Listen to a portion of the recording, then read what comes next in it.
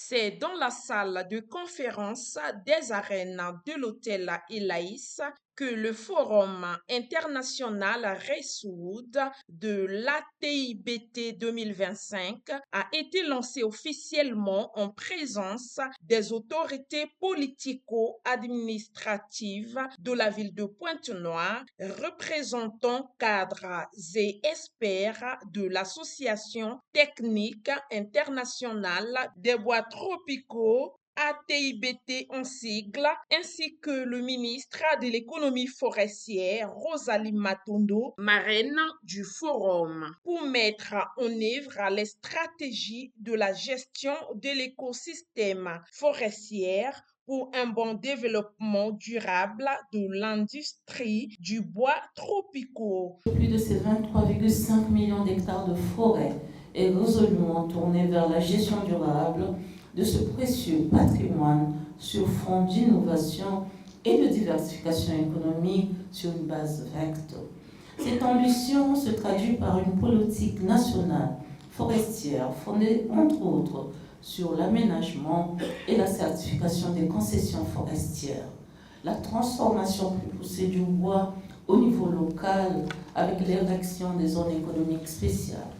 le transfert des technologies de plus en plus innovantes et des lignes industrielles de plus en plus performantes, sans oublier l'inclusion des communautés locales dans la gouvernance forestière. Votre présence ici témoigne d'un engagement fort pour un avenir forestier durable, fondé non plus sur l'exportation brute des ressources forestières, mais sur une vision stratégique de la bioéconomie, où le bois devient non seulement un vecteur d'innovation, d'emploi et de prospérité locale, mais également où les écosystèmes forestiers deviennent des pourvoyeurs de PIB vert pour nos pays respectifs. La présidente du conseil départemental et municipal de la ville de Pointe-Noire n'a pas manqué de pingler quelques points prépondérants de cette conférence. C'est pour moi un bien réel et agréable plaisir que de vous souhaiter la bienvenue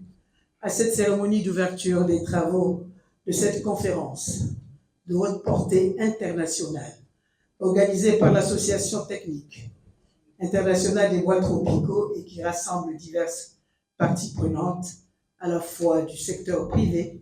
des administrations, des partenaires au développement,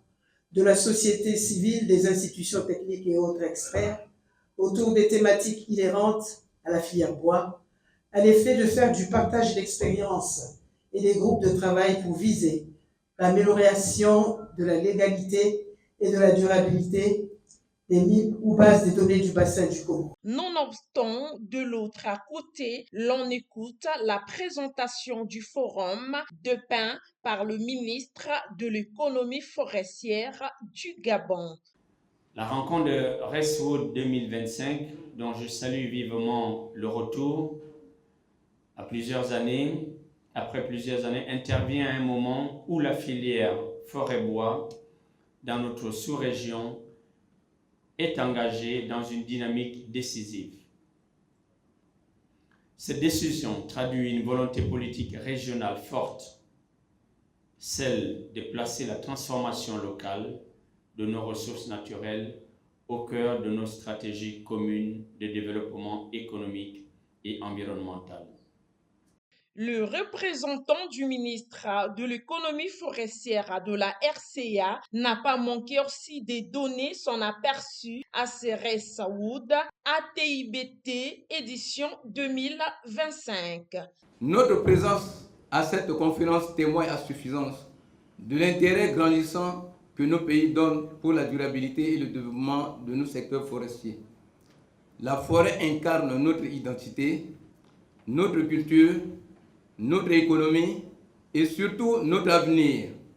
Ensemble, nous pouvons construire un avenir où les forêts seront gérées de manière durable et où les produits bois couverts des normes répondront aux attentes des consommateurs en termes de qualité pour que nos marchés nationaux prospèrent. Signalons donc que le Reswood L'ATIBT 2025 a été marqué par des tables rondes de multiples axes, des formations et surtout avec le Grand Prix ébéniste de l'Afrique centrale, comme l'explique ce magnat. Ces 2 journées seront l'occasion d'échanger, de débattre, mais surtout de construire ensemble des solutions concrètes pour un commerce du bois tropical plus responsable, plus équitable et plus innovant. L'ATIBT vous invite à faire de ce Racewood 2025 un moment de dialogue sincère, d'ambition partagée et d'engagement renouvelé pour la gestion durable de nos forêts, tout en